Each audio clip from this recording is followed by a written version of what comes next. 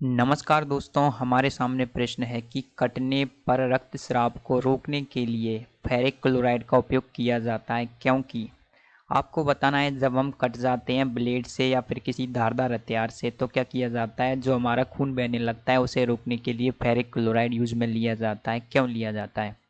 पहला ऑप्शन है कि आयरन प्लस 3 रक्त को स्कंदित करता है, और जो पूछ रहा है कि जो कि एक धनायनिक सॉल है। सेकंड है आयरन प्लस 3 रक्त को स्कंदित करता है जो कि एक ऋण आयनिक सॉल है। थर्ड ऑप्शन है कि क्लोराइड माइनस आयन रक्त को स्कंदित करता है जो कि एक धनायनिक सॉल है।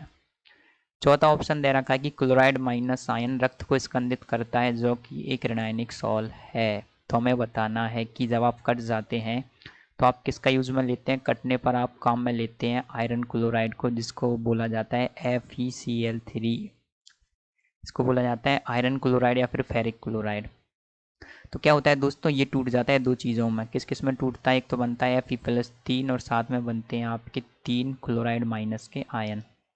तो हमको बताना रहता है कि आपके जो रक्त होता है, रक्त कैसा सॉल है। तो दोस्तों आपकी जानकारी के लिए मैं बता देना चाहूँगा कि रक्त होता है आपके एक ऋणायनिक सॉल। ऋणायनिक सॉल का मतलब ये होता है कि जो रक्त है वो मतलब उसमें जो मुख्यतः जो प्रमुख बहुलता है वो क्या है, ऋणायनों की है, ऋणायनिक सॉल है।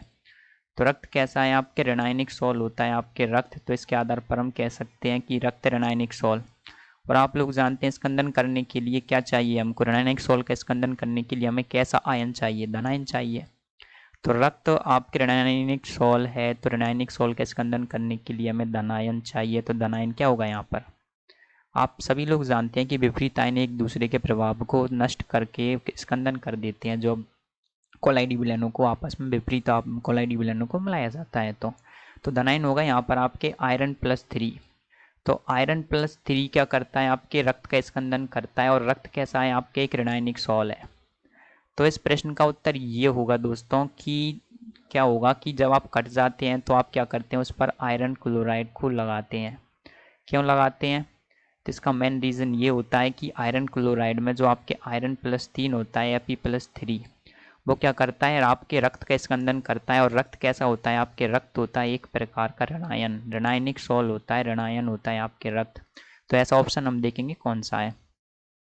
तो पहला ऑप्शन कह रहा है कि आप ये बोल रहे हैं कि Fe+3 रक्त को स्कंदित करता है जो कि एक धनायनिक सॉल है। ये गलत है दोस्तों। रक्त कैसा होता है? ऋणायनिक सॉल।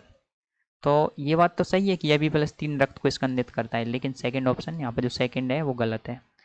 तो पहला क्या हो गया आपके? गलत हो गया। सेकंड है कि Fe+3 रक्त को स्कंदित करता है, सही बात है। और जो कि एक ऋणायनिक सॉल है। रक्त कैसा है? आपके ऋणायनिक सॉल है। तो बात दो, इसमें दोनों बातें सही हैं। तो ऑप्शन नंबर 2 एकदम करेक्ट है। आयरन+3 रक्त को स्कंदित करेगा। और रक्त कैसा है? आपके एक ऋणायनिक सॉल है। हम जानते हैं रक्त एक ऋणायनिक सॉल है।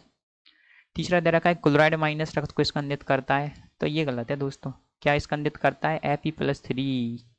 क्योंकि Fe+3 होगा धनायन, जभी तो वो बनेगा, ऋणायन को स्कंदित कर पाएगा जो कि एक धनायनिक सॉल है। तो ये इसमें तो दोनों ही वाक्य गलत हैं। चौथा दे रहा है कि क्लोराइड माइनस रक्त को स्कंदित करता है।